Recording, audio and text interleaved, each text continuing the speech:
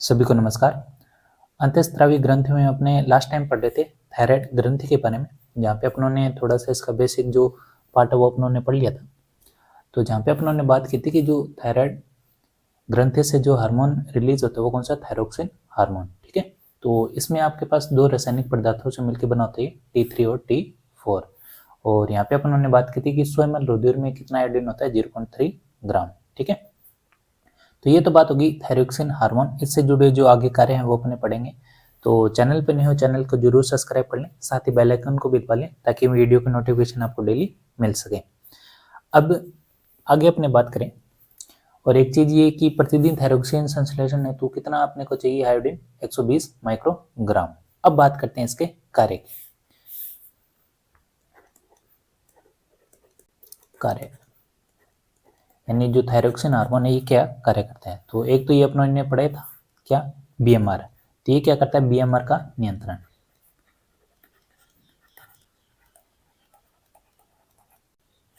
ठीक है, अब यहाँ से बात करें कि बीएमआर होता क्या है, तो ध्यान रखना शरीर में ऊर्जा निर्माण की दर क्या कहलाती है, बीएमआर। ठीक है, ऊर्जा निर्माण की दर।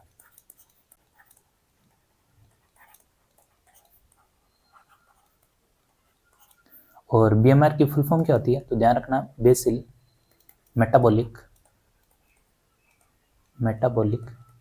रेट।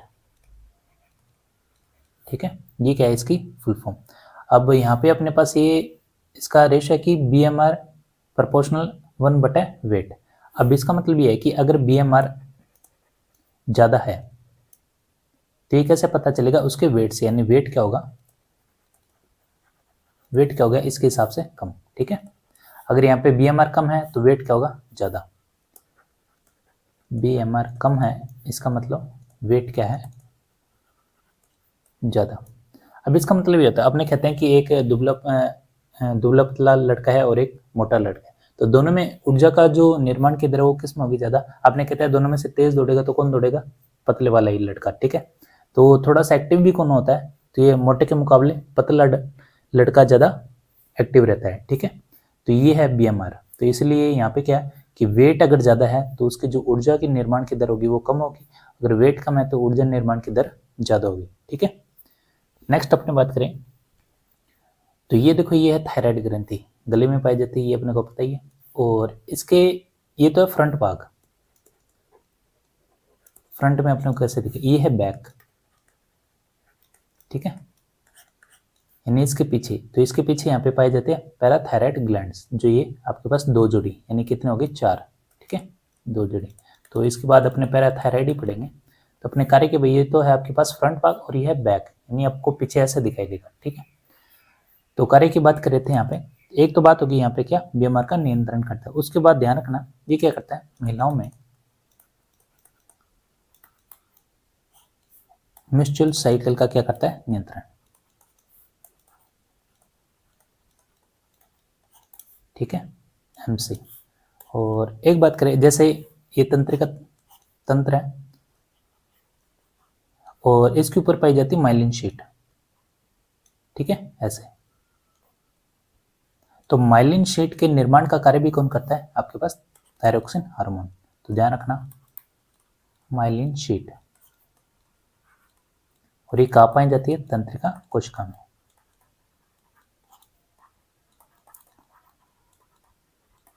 तो माइलिन शीट का निर्माण करने में कौन सा हार्मोन सहायक है, थायरोक्सिन हार्मोन। ठीक है, उसके बाद बात करें, इस हार्मोन से क्या होती है कि हृदय की गति क्या हो जाती है, तेज, गति बढ़ जाती है। ठीक है, और बात करें, और क्या होता है, इससे हृदय की गति बढ़ेगी तो रक्त दाब भी क्या हो जाएगा, बढ़ जाएगा। तो ये इससे चीजें जुड़ी है जो अपने को ध्यान रखनी है, रक्तदाब बढ़ जाएगा, रक्तदाब बढ़ जाएगा। और इसमें जो रक्त में क्या होता है, आरबीसी और डब्ल्यूबीसी, तो यहाँ पे क्या करेगा, आरबीसी के निर्माण की दर भी क्या कर देगा, ये बढ़ा देगा।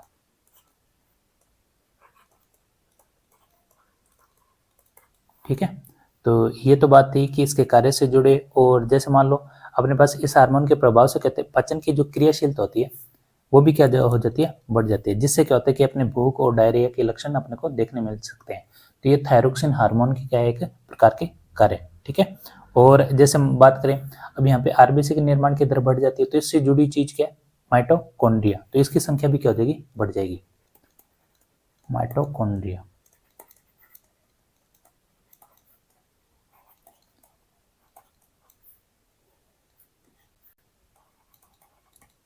ठीक है, ये भी बढ़ जाएगी।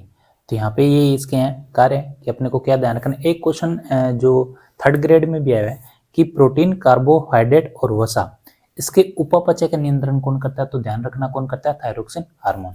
तो ये इंपॉर्टेंट क्वेश्चन है जो आया हुआ है, तो ध्यान रखना, प्रोटीन, कार्बोहाइड्रेट और क्या है, वसा, यानी इनका नियंत्रण कौन करता है, थायरोक्सिन हार्मोन। ठीक है, तो ये तो बात होगी आपके कार्य। तो कार्य से जुड़ी हुई चीज अपने को पता होनी चाहिए क्या क्या है। यहाँ पे सारी चीजें बढ़ रही हैं, हृदय है तो रक्तदाब बढ़ेगा, रक्तदाब है उसमें आरबीसी होता है, आरबीसी बढ़ेगा, आरबीसी जुड़ी हुई चीज है कौन सी, माइटोकॉन्ड्रिया, तो इनकी संख्या भी बढ़ जाएगी। और सबसे इंपॉर्टेंट क्वेश्चन जो एग्जाम में भी है, प्रोटीन, कार्बोहाइड्रेट और वसा का जो नियंत्रण है कौन करता है, थायरोक्सिन हार्मोन। ठीक है, तो ये तो बात होगी थायरोक्सिन हार्मोन से जुड़े कार्य। तो अब बात करते हैं कि इससे जुड़े जो रोग हैं किस प्रकार होते हैं अगर थायरोक्सिन हार्मोन की कमी हो जाए या अधिकता हो जाए। ठीक है, तो यहाँ पे अपने बात करें थायरोक्सिन हार्मोन की कमी व अधिकता से रोग।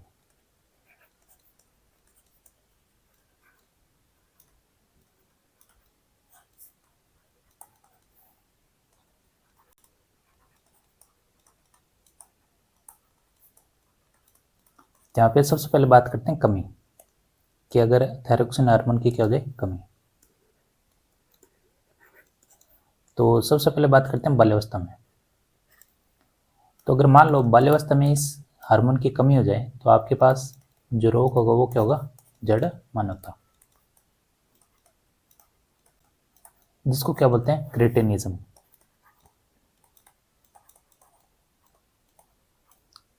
ठीक है, इसमें क्या होता है, जो बाल्यावस्था में अगर ये रोग हो जाता है तो इसमें क्या होता है कि एक तो जो बुद्धि होती है मंद होती है, ठीक है, बोनापन आ जाएगा, और इसमें क्या होता है, पेट बाहर निकला हुआ होता है। ठीक है, थोड़ा सा पेट क्या होता है, बाहर निकला हुआ होता है। तो ये है इसके रोग। और बाल्यावस्था आ गया, अब बात करते हैं व्यसक। तो इससे जो रोग होगा उसको बोलते हैं मिक्सीडिया। इसमें क्या होगा, इसमें ये होगा कि बीएमआर क्या होगा, कम, यानी ऊर्जा का निर्माण क्या होगा, कम। तो इसका मतलब ये है कि वेट क्या होगा, यानी भार क्या होगा, ज्यादा। भार ज्यादा होगा इसका मतलब अब नहीं कह सकते हैं कि वसा उत्कों का निर्माण क्या होगा, ज्यादा। तो इसका मतलब ये है कि बाल्यावस्था में ये हो गया, और वयस्क में आपके पास कौन सा होगा, मिक्स मीडिया। अब बात करते हैं अधिकता।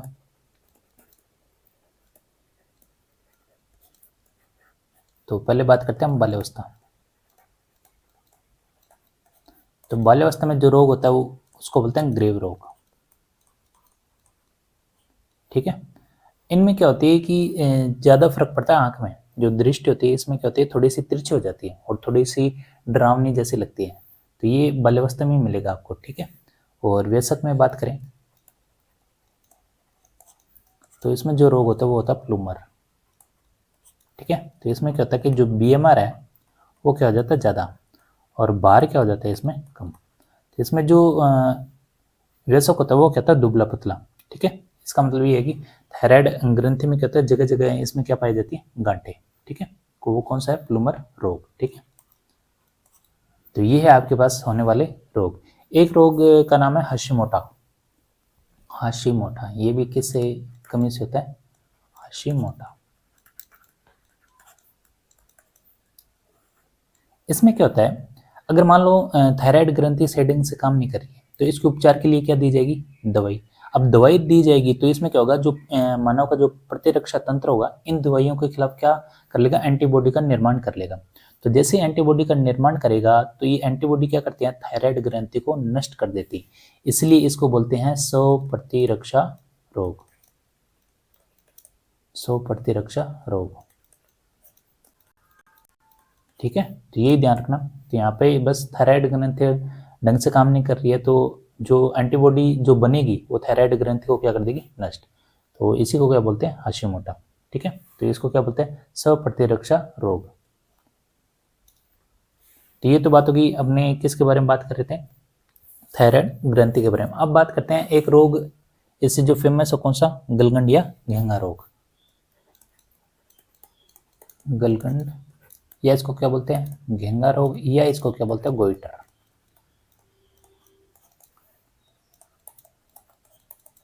ठीक है, अब इस रोग में क्या होता है, जैसे ही मान लो आयोडीन की क्या होती है, कमी, आयोडीन की कमी।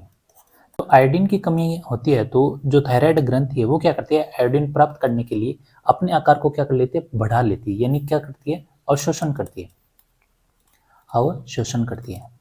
बस वो आकार को बढ़ा लेती, उसी के कारण क्या हो जाता है, ये रोग हो जाता है। तो ध्यान रखना यही है कि आयोडीन की जैसी कमी होगी तो क्या करेगा, थायराइड जो ग्रंथि है अधिक मात्रा में क्या करेगा, आयोडीन के अवशोषण को प्राप्त करेगा, जिसके कारण वो अपने आकार को क्या कर लेता है, बढ़ा लेता है।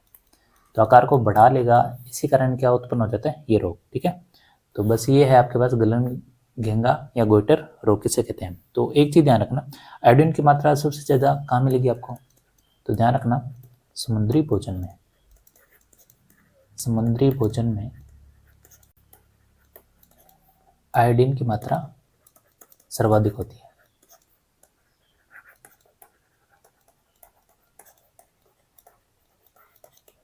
तो ये कंप्लीट हो गया अपना कौन सा, थायराइड ग्रंथि। तो इससे जो हार्मोन रिलीज होता है वो कौन सा है, थायरोक्सिन हार्मोन।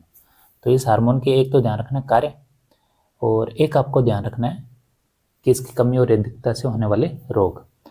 और ये आपके पास हाशिमोटो और गलगंड रोग ये भी अपने पास कंप्लीट हो गए। ठीक है, अब नेक्स्ट अपने बात करते हैं किसके बारे में, पैराथायराइड। तो ये आपके पास पैराथायराइड, पैराथायराइड।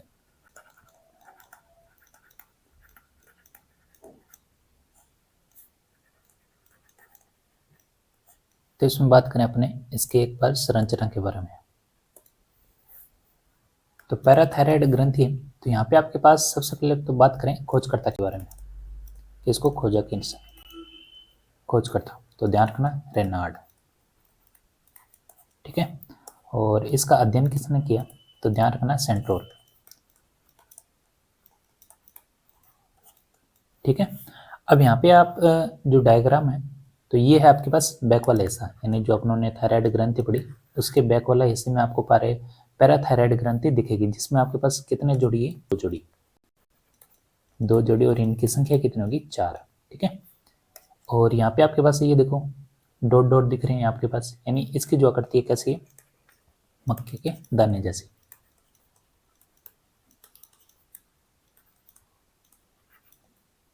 मक्के के दाने जैसी। ठीक है, तो ये पाई कहाँ थी है, तो ध्यान रखना थायराइड की सतह पर,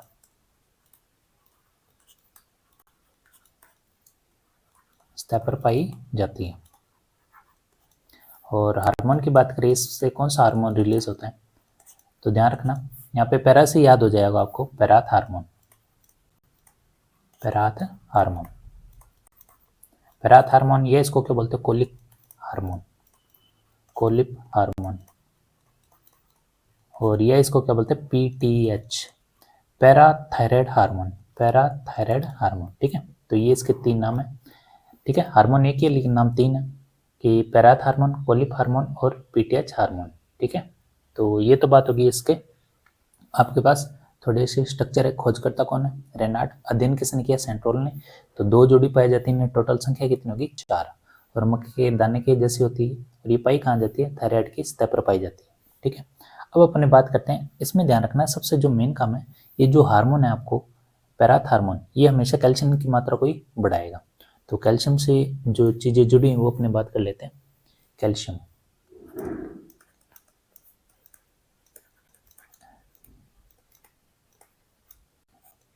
कैल्शियम,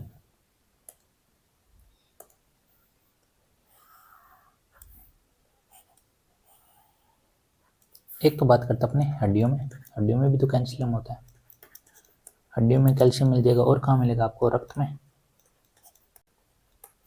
और कहाँ मिलेगा, मांसपेशियों में।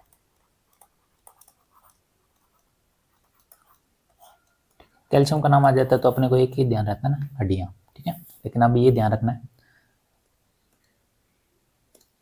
तो ध्यान रखना हड्डियों में क्या करेगा कैल्शियम, तो पता ही है हड्डियों को मजबूत, हड्डियों में मजबूती प्रदान।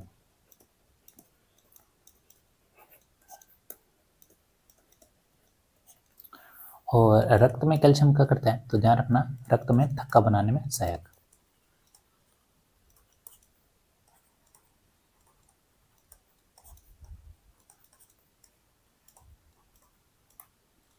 और मांसपेशियों में क्या करेगी, तो ध्यान रखना संकुचन, संकुचन में सहायक। ठीक है, तो ये तो बात होगी कैल्शियम यानी कहाँ पे किस प्रकार काम करता है। अब एक चीज ध्यान रखो, आपके पास अगर हड्डियों में कैल्शियम की मात्रा ज़्यादा हो जाए तो ये क्या करता है कि ज़्यादा हो जाती है तो फिर ये कैल्शियम को कहाँ पे ट्रांसफर कर देता है, रक्त में। ठीक है, और किस हार्मोन के थ्रू करेगा, तो ध्यान रखना पैराथ हार्मोन, पैराथ हार्मोन। इसी तरह मान लो रक्त में भी अगर कैल्शियम की मात्रा क्या हो जाए ज़्यादा, तो रक्त में कैल्शियम की मात्रा ज़्यादा हो जाएगा तो ये कहाँ पे ट्रांसफर करेगा, मांसपेशियों में। ठीक है, तो यहाँ पे एक चीज़ ध्यान रखना कि अगर हड्डियों में आपने यहाँ पे कैल्शियम ज़्यादा है और रक्त में ट्रांसफर कर दिया तो हड्डियों में जो कैल्शियम की मात्रा है वो क्या हो जाएगी, कम।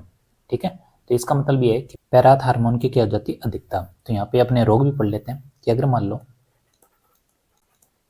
पैराथ हार्मोन क्या हो जाए, अधिकता, तो अधिकता हो जाएगी तो यहाँ पे हड्डियों में क्या हो जाएगी, कमी, क्योंकि यहाँ पे कैल्शियम की मात्रा अधिक होने पर ये कहाँ ट्रांसफर कर देता है, रक्त में। तो इसका मतलब हड्डियों में क्या आ जाती है, कमी, जिसके कारण एक रोग होता है जिसको बोलते हैं ऑस्टियोपोरोसिस,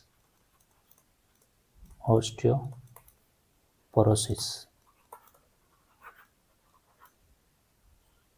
ठीक है, अब यहाँ पे रक्त में भी ऐसा ही है, कैल्शियम यहाँ पे ज़्यादा है तो ये कहाँ भेज देगा, मांसपेशियों में। तो रक्त में क्या हो जाएगी, कमी, किसकी, कैल्शियम की। इसका मतलब यहाँ पे पैराथार्मोन क्या हो जाता है, कम। तो ध्यान रखना पैराथार्मोन की यहाँ पे क्या हो जाएगी, कमी। तो कमी हो जाएगी तो ध्यान रखना रक्त में क्या हो जाएगा, रक्त में कमी, जिसके कारण एक रोग होता है जिसको बोलते हैं टिटेनी, और इससे क्या हो जाती है, ऐंठन बनने स्टार्ट हो जाती है। ठीक है, तो ये तो बात होगी किसके, कैल्शियम के बारे में। तो कैल्शियम से जुड़ी चीजें अपनों ने यहाँ पे पढ़ ली, और इसके द्वारा अपने पास रोग भी अपने पास दो पढ़ने, कौन से, ऑस्टियोपोरोसिस और अपने टिटेनी। ठीक है, जिसको क्या बोलते हैं, ऐंठन रोग। तो ये कंप्लीट हो गया आपका कौन सा, पैराथायराइड हार्मोन। नेक्स्ट अपने बात करते हैं थाइमस ग्रंथि के बारे में। तो ये है आपके पास थाइमस ग्रंथि।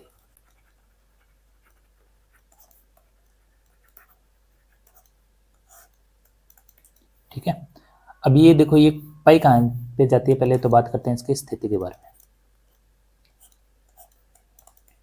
तो ध्यान रखना ये पाई जाती है ट्रैकिया के नीचे, ट्रैकिया के नीचे और हृदय के ऊपर। ठीक है, तो ये इसकी स्थिति है, यानी ट्रैकिया का मतलब श्वास नली, ट्रैकिया के नीचे तथा हृदय के ऊपर।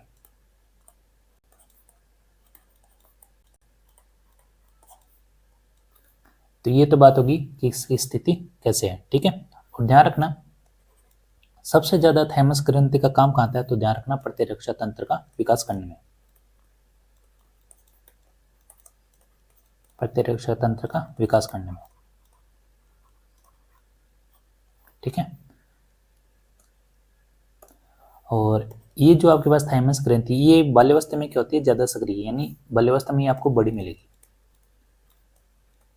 बाल्यावस्था में बड़ी, और क्या होती है, अत्यधिक सक्रिय। इसलिए आपने देखा होगा कि बच्चे जन्म के बाद जो 6 महीने या साल तक जो टिक्के लगते हैं वो तभी लगते हैं, क्यों, क्योंकि उसमें जो आपके पास थाइमस ग्रंथि है वो ज़्यादा सक्रिय होती है। ठीक है, तो तभी क्या किया जाता है, टीकाकरण। क्यों, क्योंकि प्रतिरक्षा तंत्र ज़्यादा वहाँ पे विकसित होता है। ठीक है, अब जैसे जैसे एज बढ़ती जाती है तो ये क्या हो जाती है, एज बढ़ने के साथ ये निष्क्रिय हो जाती है, यानी उम्र बढ़ने के साथ, बढ़ने के साथ निष्क्रिय। ठीक है, तो एक टाइम ऐसा आता है कि अपने जो प्रतिरक्षा तंत्र क्या हो जाता है, कमजोर, और रोगों से लड़ने की क्षमता भी खत्म हो जाती है और एक टाइम पे, ठीक है।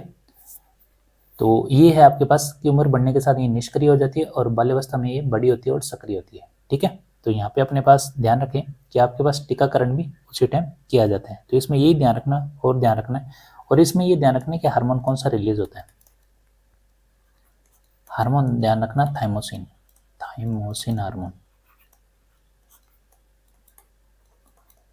तो यहाँ पे मेन यही फैक्ट है प्रतिरक्षा तंत्र का विकास। तो जो हार्मोन है वो इसका विकास करता है। और जैसे अपने बात करें डब्ल्यूबीसी, एक आरबीसी होता है डब्ल्यूबीसी, तो डब्ल्यूबीसी निर्माण में भी क्या होता है, ये सहायक,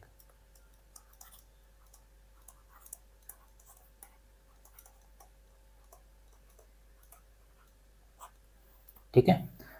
तो इसमें यही ध्यान रखना है। और कुछ इसमें क्वेश्चन ज़्यादा बनते नहीं है कि थाइमस ग्रंथि, बस ये पूछ लेते पाई कहाँ जाती है, किसका विकास करती है, और ये भी पूछ लेते हैं कि जो टीकाकरण किया जाता है बाल्यावस्था में वो कौन सी ग्रंथि या कौन से हार्मोन के थ्रू किया जाता है, तो वही ये क्वेश्चन बनता है, ठीक है। तो ये तो हो गया आपके पास थाइमस ग्रंथि। नेक्स्ट अपने बात करेंगे अग्नाशय ग्रंथि के बारे में।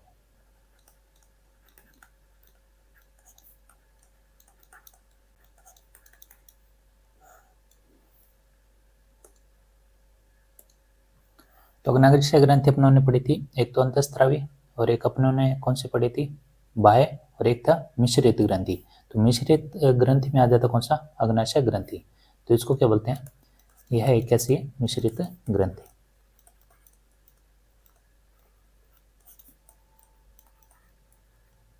ठीक है। अब मिश्रित ग्रंथि क्यों है, जैसे मान लो ये अग्नाशय ग्रंथि है, ठीक है, और अंदर आपको ऐसे स्पॉट से दिखेंगे। ये जो बाहर आपको दिखाई दे रहा है इसको बोलते हैं लैंगरहैंस दीपकाय कोशिकाएं, दीपकाय कोशिका, ठीक है। ये होता कितना परसेंट है, तो ध्यान, 1 से 2%। और ये किसका निर्माण करता है, तो ध्यान रखना हार्मोन का निर्माण करता है या नियंत्रण करता है। और इसके अंदर जो आपके पास ये पाया जाता है खाली भाग, इसको बोलते हैं एसिनी। और ये कितना पाया जाता है, तो ध्यान रखना 98 से 99%। और इससे किसका निर्माण होता है, तो ध्यान रखना एंजाइम, एंजाइम निर्माण होता है। इसलिए तो कहते हैं कि ये कैसी ग्रंथि, मिश्रित, क्योंकि इससे एंजाइम भी निर्माण हो रहा है और हार्मोन भी, ठीक है। तो एंजाइम और हार्मोन,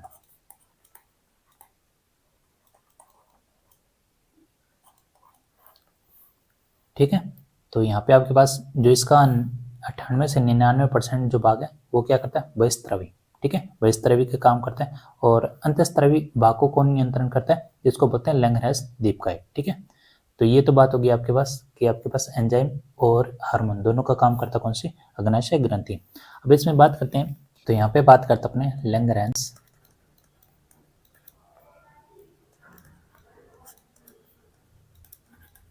दीप कोशिकाएं।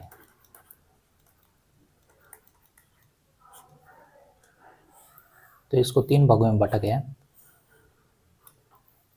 तो इसमें पहला प्रकार होगा आपके पास अल्फा, अल्फा कोशिका,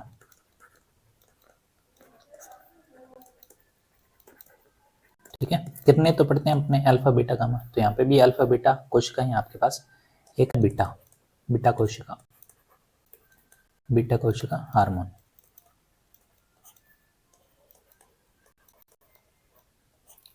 अल्फा बीटा, और लास्ट में आ जाएगा आपके पास गामा, गामा कोशिका हार्मोन।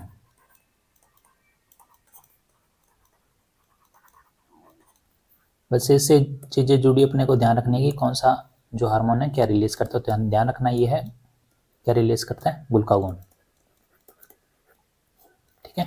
और ये इंसुलिन, इंसुलिन, और ये क्या करता है, सोमेटोस्टेनिन, ठीक है। तो यहाँ से अपने को तीनों में फर्क पता चल जाएगा कि कौन सा हार्मोन क्या काम करता है। तो ये क्या करता है, रक्त में ग्लूकोज की मात्रा को क्या कर देता है, बढ़ा देता है, ग्लूकोज की मात्रा बढ़ा देता है, ठीक है। और ये क्या करता है, ग्लूकोज की मात्रा को कम कर देते हैं, यानी रक्त में ग्लूकोज की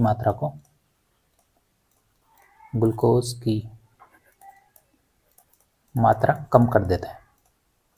और ये क्या करता है कि आपके पास अल्फा और बीटा इन दोनों को नियंत्रण करता है कौन सा, गामा कोशिका हार्मोन। तो ध्यान रखना दोनों पर नियंत्रण। तो यहाँ से कंफ्यूज नहीं होगी, यहाँ से अंतर पता चलेगी कौन सी कोशिका कौन सा हार्मोन क्या काम करता है। ठीक है, अब यहाँ पे इंसुलिन है, इससे जुड़ी कुछ चीजें हैं जो अपने को ध्यान रखनी है। तो सबसे पहले बात करें इंसुलिन, तो यहाँ पे नोट बात करते हैं अपने इंसुलिन के बारे में। इंसुलिन, तो इंसुलिन की बात करें तो सबसे पहले बात करें खोज किसने किया, तो ध्यान रखना बेटिंग और बेस्ट ने। ठीक है, और ध्यान रखना इंसुलिन क्या प्रथम मानव निर्मित प्रोटीन है। मानव निर्मित प्रोटीन, इसलिए क्या कहते हैं इंसुलिन एक प्रकार का प्रोटीन भी है। और इसमें ध्यान रखना इसकी आणविक संरचना, इसका अध्ययन किसने किया, आणविक संरचना का अध्ययन।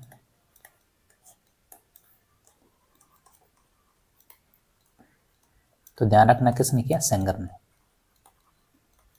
ठीक है, तो इन्होंने कहा कि जो इंसुलिन है एक प्रोटीन है जो किससे मिलके बना है, 51 एमिनो एसिड से।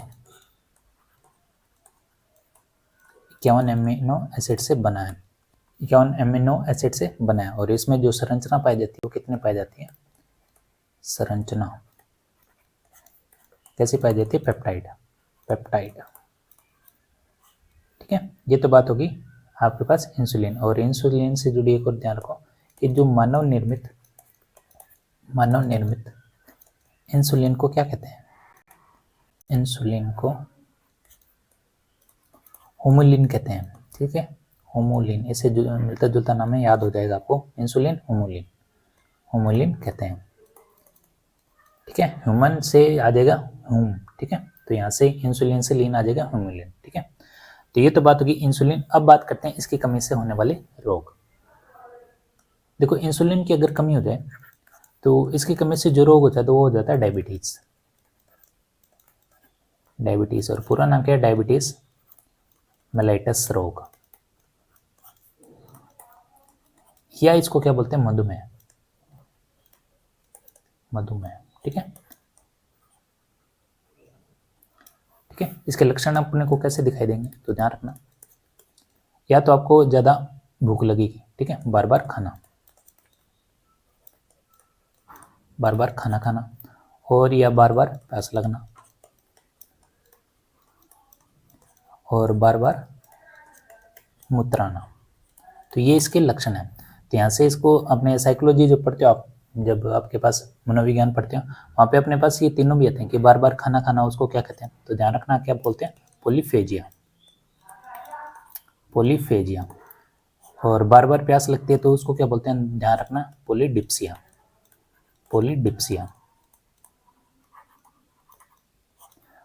ठीक है, बार बार मूत्राना यानी पॉलीयूरेमिया। ठीक है, तो ये आपके साइकोलॉजी में भी है। तो ये तो बात होगी अपने इंसुलिन के बारे में, इंसुलिन से जुड़ी चीज़ों के बारे में अपनों ने बात कर लिया। और एक अंतर अपने को यहाँ से जरूर पता होना चाहिए कि इंसुलिन यहाँ पे इंपॉर्टेंट है, कि यहाँ से फैक्ट निकल के आते हैं, तो अपनों ने वो फैक्ट सारे पढ़ लिए। और उसके बाद ये आगे कमी और लक्षण। और एक जो ध्यान रखना अपने को कि अगर आपके पास इंसुलिन की अधिकता हो जाए तो किस प्रकार के लक्षण आएंगे, तो ध्यान रखना अधिकता से जो लक्षण आएंगे, अधिकता से हाइपोग्लाइसीमिया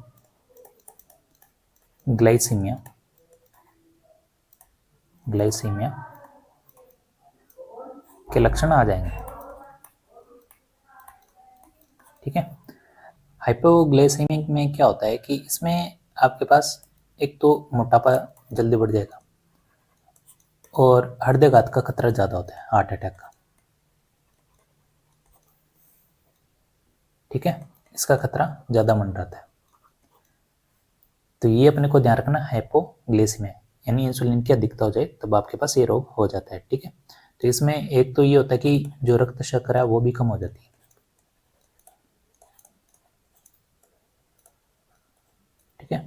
तो हृदय रोग के खतरे ज़्यादा बढ़ जाते हैं। इसके कारण ये आपके पास थोड़ा ध्यान रखने की कमी से आपके पास डायबिटीज़ तो पता ही है, और अधिकता से भी पूछ ले तो आपके पास हाइपोग्लाइसीमिया। ठीक है, तो ये तो था आपके पास। आज अपनों ने ग्रंथियाँ पढ़ ली, थायराइड, पैराथायराइड और थाइमस, और ये अपने पढ़ ली अग्नाशय ग्रंथि। ठीक है, और नेक्स्ट अपने रह जाती एड्रिनल। तो एड्रिनल ग्रंथि में अपने बात करेंगे कि किडनी के ऊपर होती है, ये भी 2 होती है, तो इसके बारे में भी अपने डिटेल से पढ़ेंगे। तो मिलते हैं नेक्स्ट वीडियो में।